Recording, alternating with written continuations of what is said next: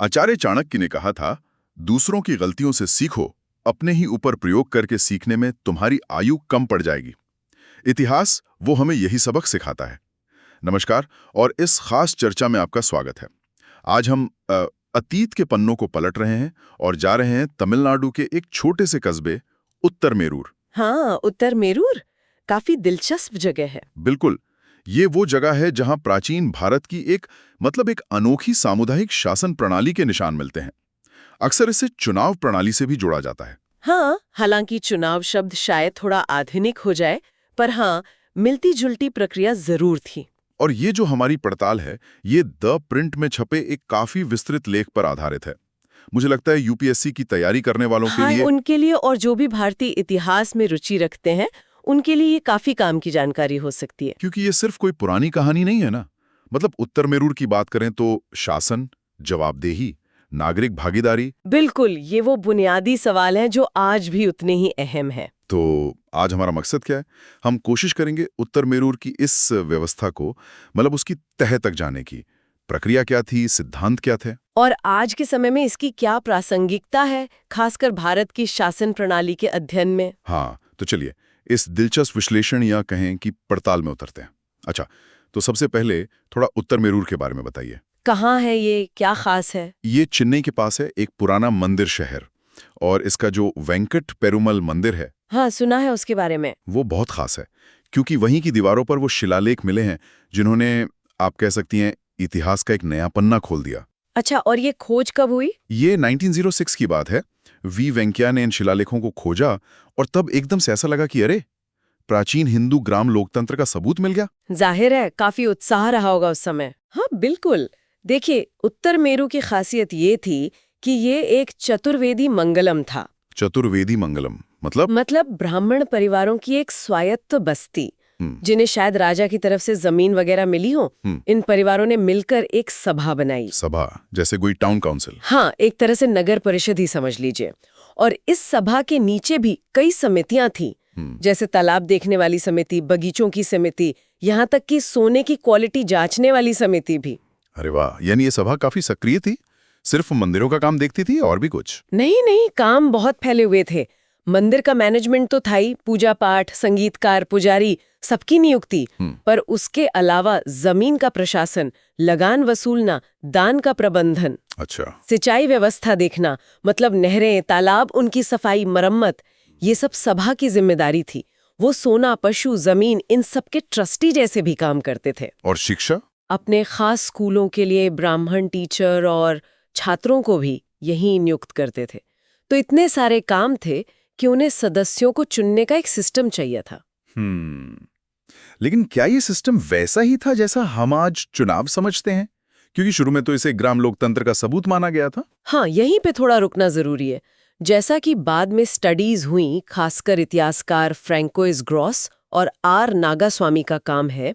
अच्छा, उन्होंने बताया कि उत्तर मेरूर को आज के जमाने के हिसाब से पूरी तरह लोकतांत्रिक कहना शायद ठीक नहीं होगा।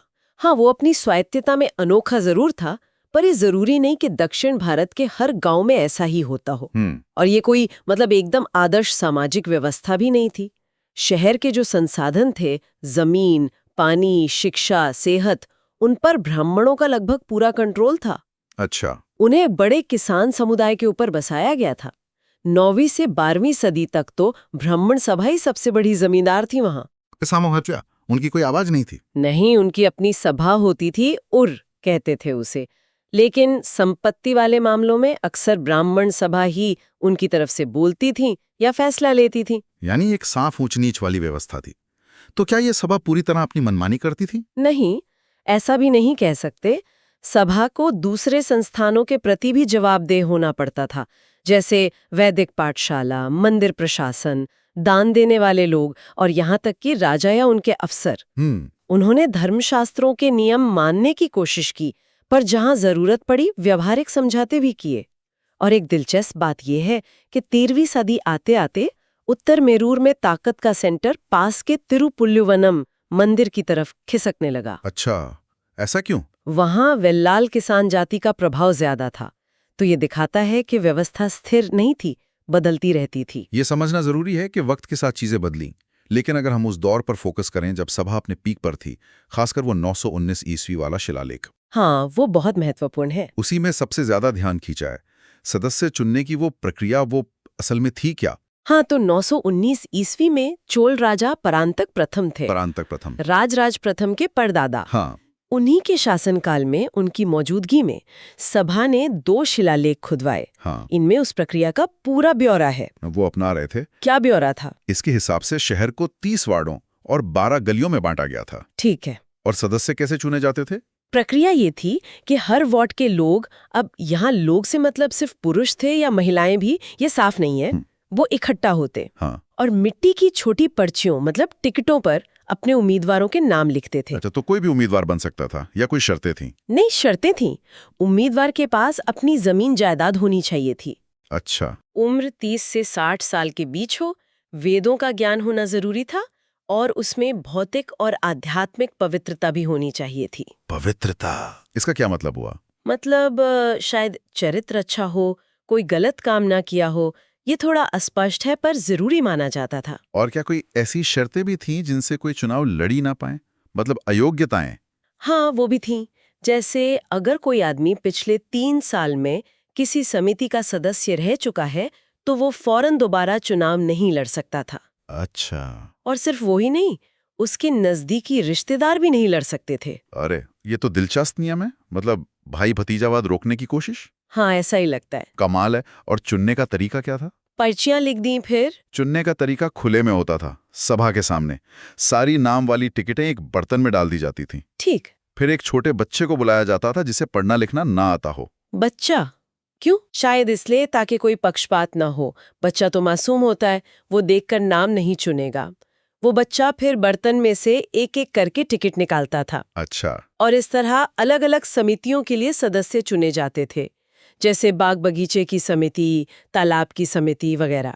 और ये भी ध्यान रखते थे कि हर गली से कम एक आदमी हर समिति में जरूर हो। हर गली का प्रतिनिधित्व और बच्चे से टिकट निकलवाना, ये तो वाकई कमाल का तरीका है। मतलब प्रक्रिया में इंसान का दखल कम से कम रखने की कोशिश। बिल्कुल। अगर आप इन नियमों को देखें तो सभा का इरादा साफ लगता है। संपत्ति और शिक्षा की शर्तें ये पक्का करती थीं कि कंट्रोल मोटे तौर पर ब्राह्मण वर्ग के हाथ में रहे। हाँ, वो तो है। लेकिन साथ ही कुछ चीजें दूर की सोच दिखाती हैं, जैसे कार्यकाल सिर्फ 1 साल का रखना और पिछले सदस्यों और उनके रिश्तेदारों पर रोक लगाना। इससे लगता है कि वो सत्ता एक जगह जमा होने और भाई भतीजावाद को लेकर वाकई फिक्रमंद थे। प्रोफेसर नीलकंठ शास्त्री का तो अंदाजा है कि शायद ये नियम किसी बुरे अनुभव के बाद ही बनाए गए होंगे। हो सकता है। हर गली का प्रतिनिधित्व, कार्यकाल छोटा रखना, रिश्तेदारों पर रोक और निष्पक्षता के लिए बच्चे का इस्तेमाल। उस जमाने के हिसाब से तो ये काफी सोचा समझा सिस्टम लगता है। पर कहानी यहीं खत्म नहीं हुई है ना? नहीं, बिल्कुल नहीं। और यही बात और भी पेचीदा और दिलचस्प हो जाती है। अच्छा। सिर्फ 2 साल बाद 921 ईस्वी में सभा ने एक और शिलालेख खुदवाया। 2 साल बाद ही? क्यों?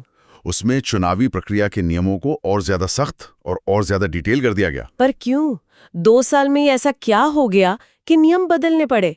क्या पहले वाले काफी नहीं थे? ऐसा लगता है कि या तो पहले नियमों में कोई कमी रह गई थी, या शायद लोगों का भरोसा जीतने के लिए और ज्यादा पारदर्शिता और कड़ाई की जरूरत महसूस हुई। अच्छा, तो क्या बदला? नए नियमों में एक तो संपत्ति वाली शर्त थोड़ी नरम की गई। अगर किसी को कम से कम एक वेद का पूरा ज्ञान है तो कम संपत्ति होने पर भी वो योग्य माना जा सकता था। तो ये तो थोड़ी ढील हुई।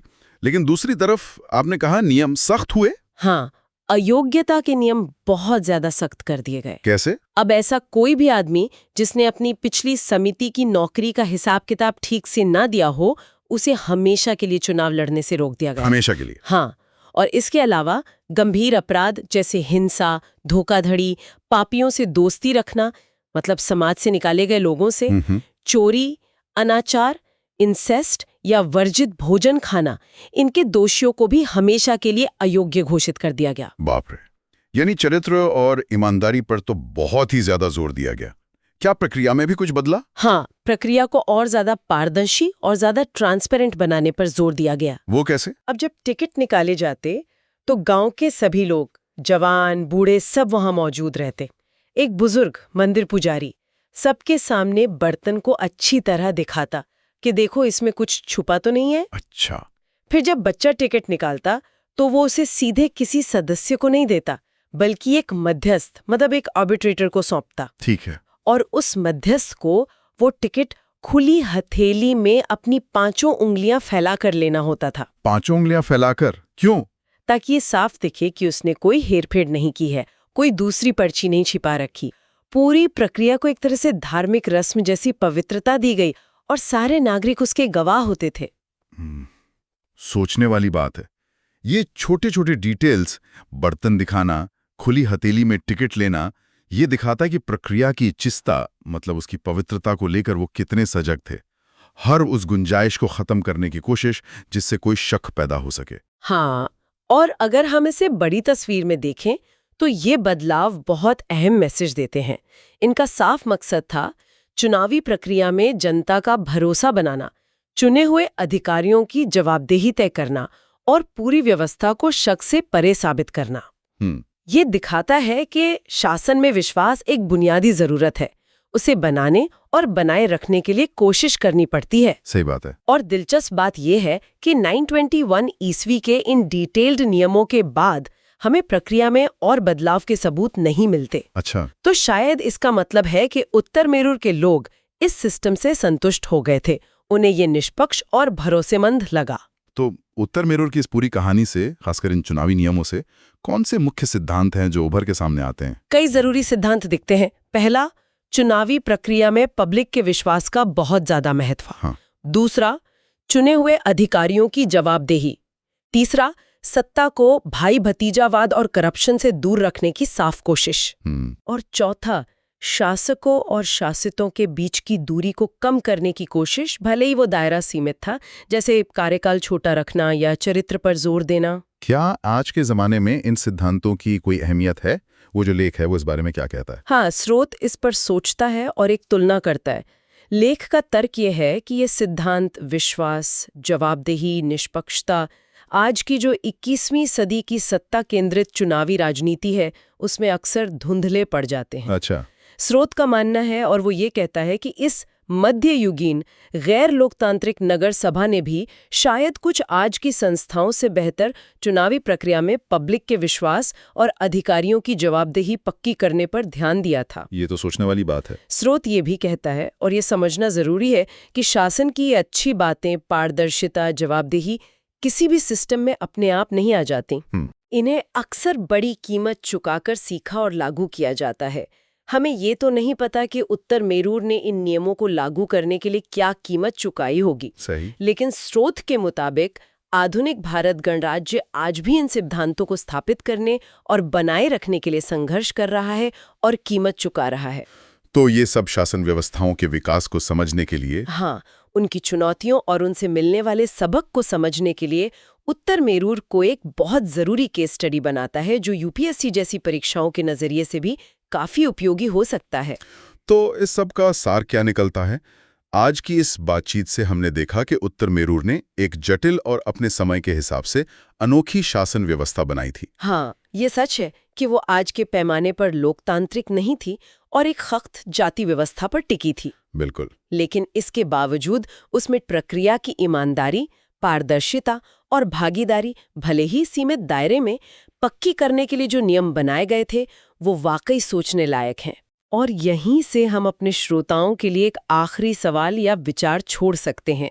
उत्तर मेरू के गैर लोकतांत्रिक और जाति आधारित ढांचे की कमियों को मानते हुए भी क्या आज के समाज जो लोकतंत्र का दावा करते हैं उसकी प्रक्रिया की ईमानदारी, पारदर्शिता पर जोर और जवाबदेही पक्की करने की कोशिशों से कुछ सीख सकते हैं? ये हमें शासन के आदर्शों के विकास के बारे में क्या बताता है कि कैसे अलग अलग समय और समाज ने अच्छे शासन को समझने और इसे जमीन पर उतारने की कोशिश की है, अपनी सीमाओं और अपने पूर्वाग्रहों के साथ। अगर आपको ये चर्चा जानकारी भरी और सोचने पर मजबूर करने वाली लगी तो प्लीज इसे लाइक करें और हमारे चैनल को सब्सक्राइब करना ना भूलें। आपके मन में कोई सवाल या विचार हो, खासकर अगर आप यूपीएससी या दूसरी परीक्षाओं की तैयारी कर रहे हैं या भारतीय इतिहास और शासन में गहरी रुचि रखते हैं, तो नीचे कमेंट सेक्शन में हमारे साथ जरूर शेयर करें। आज हमारे साथ जुड़ने के लिए आपका बहुत बहुत धन्यवाद। उम्मीद है आप अगली गहन चर्चा में फिर शामिल होंगे।